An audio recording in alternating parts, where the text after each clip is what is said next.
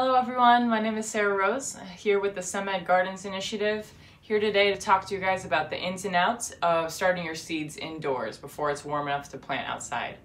So a big thank you to the Hartford Public Library for giving me this platform and this opportunity to talk about gardening. So today what we'll need is a seeding tray, some organic potting mix, compost, some organic garden amendments, water, and seeds. So if you don't have any amendments yet, don't worry about that. You should have plenty of nutrients just in the potting soil to get started. It's just an added bonus. And we'll talk about how you can make your own amendments later.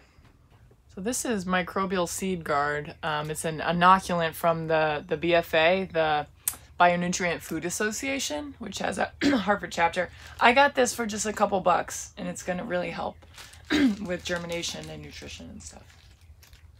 So some considerations when choosing seed. In the future, I'm going to be doing some videos on seed saving, but for now, just to get started, we want to look for open pollinated varieties, which means that that the vegetable in question, when you, for example, a squash, when you go to save the seeds of the squash and plant them the next year, it will produce the same exact variety of squash. On the other hand, the F1 hybrid varieties, is when the seed companies hybridize and kind of genetically modify for certain traits. But if you save those seeds and plant them again, you will not get the same variety. So I like the open pollinated because that puts more power in your hands.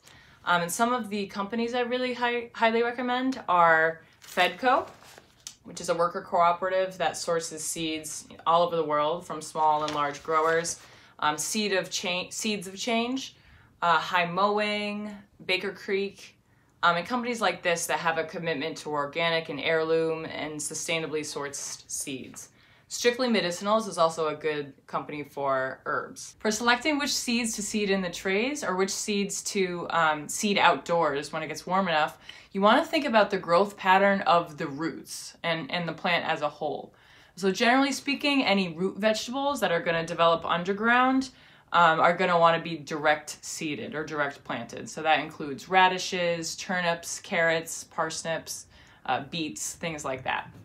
On the other hand, things like greens and cabbage, herbs, things that don't have as heavy of a root structure will usually tolerate being transplanted. So those are good things to start in seed trays.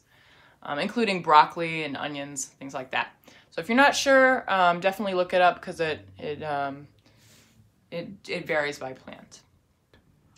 So one more consideration when deciding when to start your seeds, I highly recommend checking out the biodynamic calendar. You can just Google it, and that is based on the lunar and planetary influences on the Earth at a given time.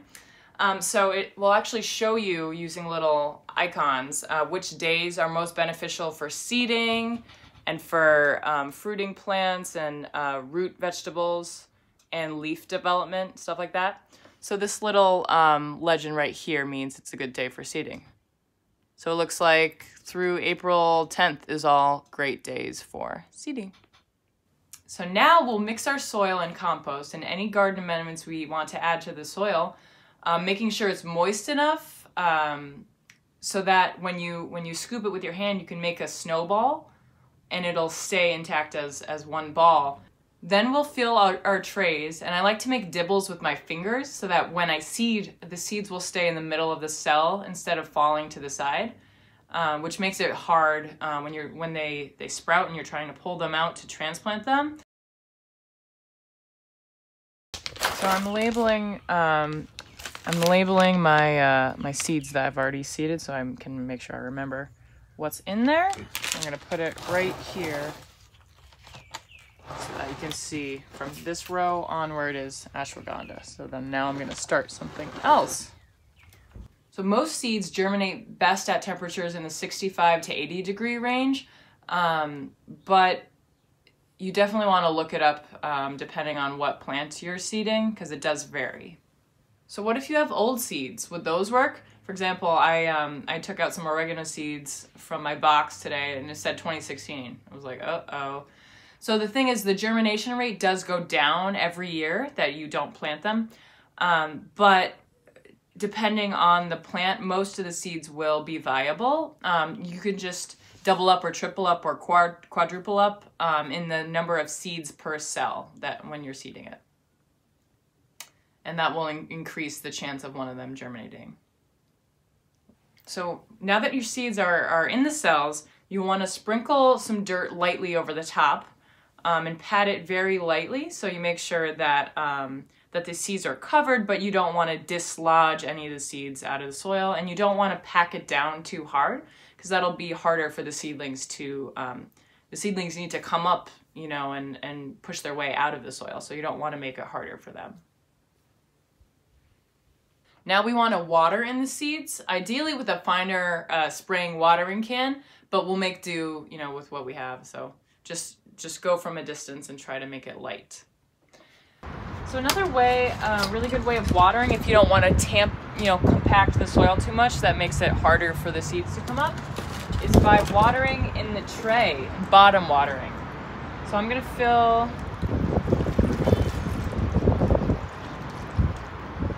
this with water, and ideally I have a little more water.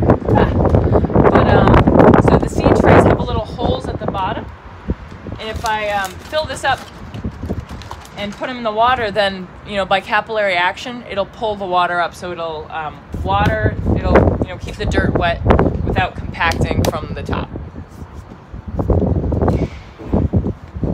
So as far as location for keeping your seeds, let's look at several options. So not everyone has access to a greenhouse, which is ideal for starting seeds indoors.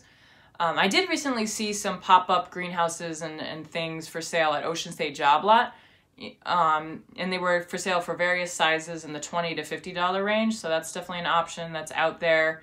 You can probably get it at different garden stores as well. So that's a good option if you do have room in your yard or some space that you can prop up a greenhouse.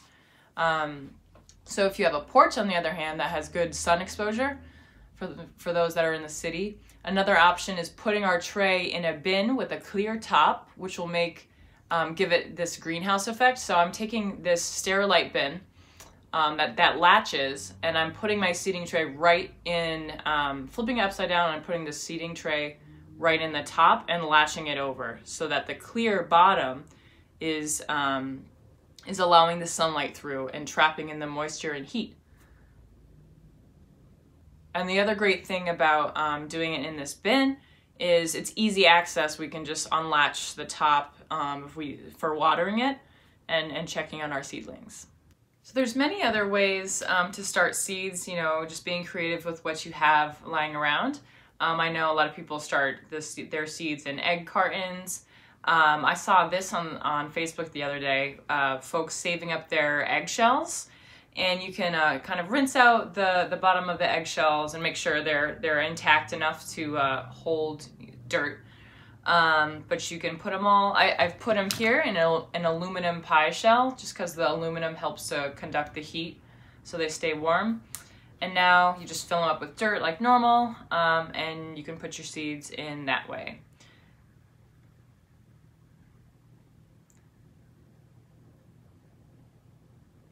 When it comes time to transplant the seeds, you'll want to wait till the seedlings sprout at least 2 sets of leaves. And then at that point, they're usually strong enough. If you lightly pull them out of the eggshell, you can transplant them into a pot or into the ground, and it should come all together. That's amazing. Right?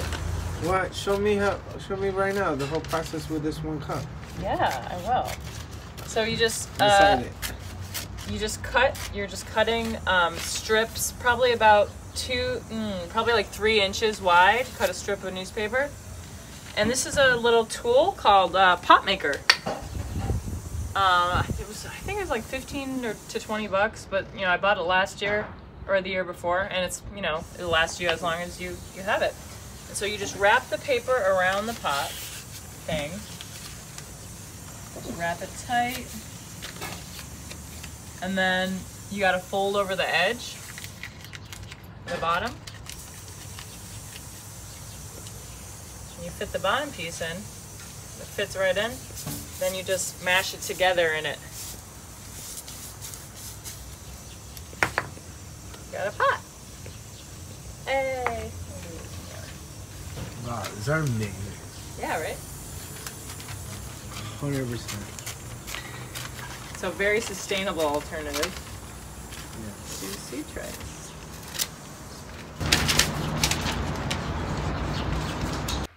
Peace, family. It's Blessings Divine from Samad Gardens Initiative. Shout out to the Hartford Public Library.